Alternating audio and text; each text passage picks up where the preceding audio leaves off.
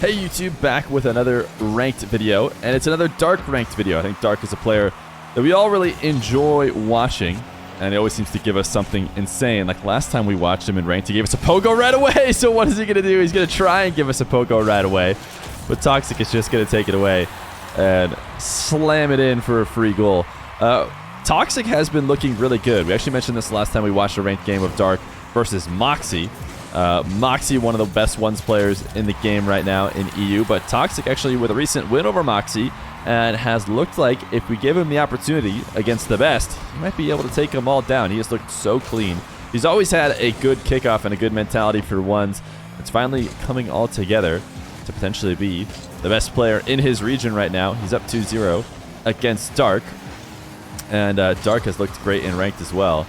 So we'll see how these two bout against each other. Once again, Dark back in that phase decal that I actually don't think, or I speculate that he might not own. He might just use Bacchus mod.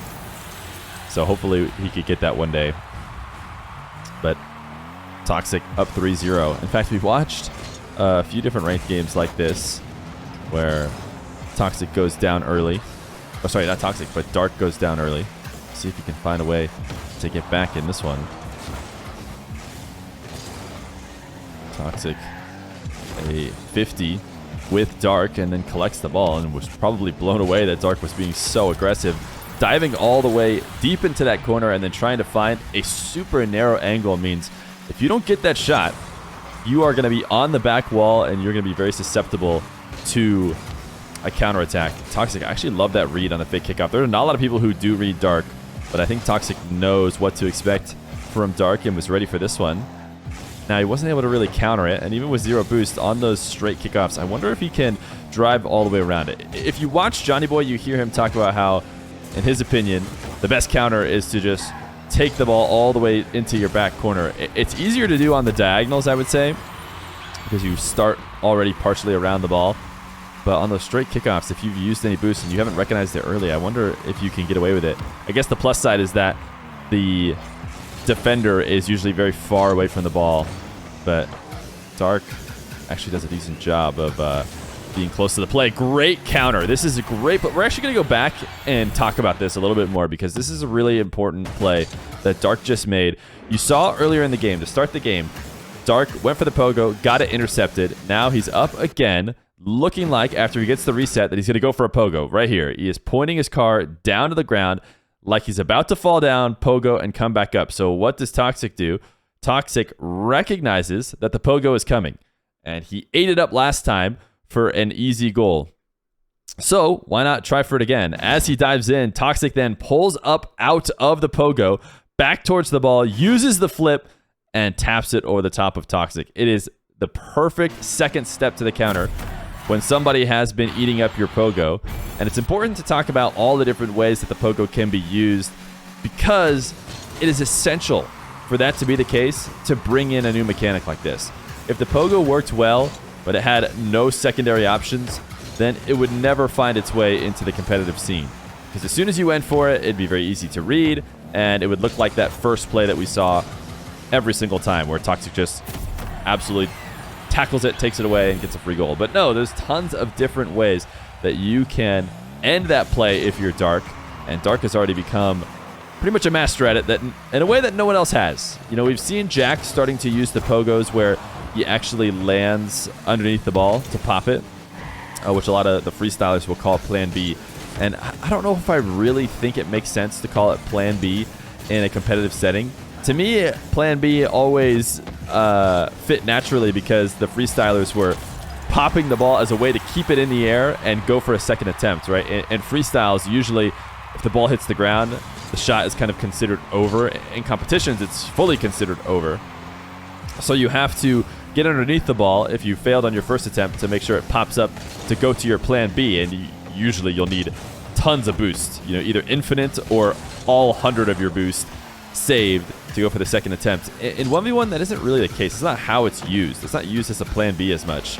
But Dark is going to go back for a regular pogo here, and instead of using the ball after it gets pre-jumped, or use the flip after it gets pre-jumped, he just 50s it and then gets the goal. Another great adjustment for Dark's pogo as he brings himself within one. So We'll see. I don't know if I'm going to be calling it Plan B on stream or in these replays. If I see somebody use it the way Jack has been using it, this is just a win in the race to the boost from Dark.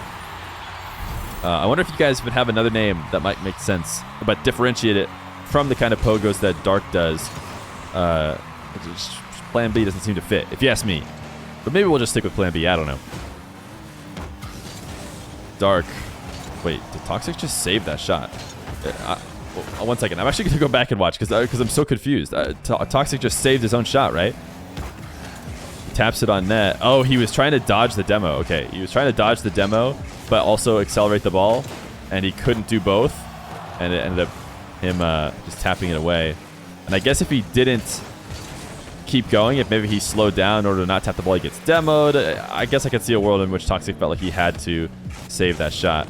It was a slow rolling ball. Oh my goodness, the reset from Toxic does not result in a double off the back wall. Still a very mechanical play. And now Dark, yeah, this is a pretty straightforward cut. He's just dribbling ball to that left post, and as soon as Toxic comes to challenge, just scoop around it and flip it back towards the near post. And it's going to be really hard for Toxic to intercept. Wow, not often does somebody get a direct kickoff like this. Both of them going for the standard, and Dark just wins it to go up 7-5. Now Toxic using the camera to see where Dark is going to go off this kickoff. Dark does have a couple different options. He is ultimately deciding to stay on ball despite having no boost, and that's not going to bode well for him here now as Toxic flies from his own half. The fake reset, it's going to work out. I mean, I don't know if it's fake as much as he didn't really have a great angle to use it anyways, but either way, Dark stays glued to the ground, watching in awe. They kick out from Dark this time, not read by Toxic, and I'm actually surprised that Dark booms an immediate shot because he had enough time to see that Toxic had recovered. And I mean, even sillier play here from Toxic though is to come all the way out to midfield when Dark is about to gain control and take a shot. You have to be ready to make that save, but Toxic really wanted a 100 boost. Another standard kickoff win for Dark, and wow, Toxic, is he tilted? I feel like we almost never see him tilted when we watch him live, but either his controller disconnected or he's tilting. Oh, he disconnected. Maybe he left. Maybe it was both. I don't know. It's hard to say. I feel like he was out of the game too quick for it to be a genuine disconnect. Maybe he slammed the power button on his computer. But either way, Dark is going to get the win in this ranked game against Toxic. Credit to him. We got to see a ton of different pogos and how they work in terms of, you know, the different adjustments you can make, which is always fun. I think that's what everyone's really interested in seeing from Dark. So a good game. Hopefully a good video. You enjoyed it. I'm trying to see if I can get 30,000 subscribers before the end of the year. It'd be much more than I would have expected to get at the beginning of the year. So if you have been enjoying the games, enjoying Dark matches, enjoying all the stuff I put on the YouTube, it would mean a lot if you were to subscribe. If not, we'll get there eventually, right, with time. Hopefully one day I can do this all stuff full time. But hey, thank you for enjoying the videos. I'll see you guys next time.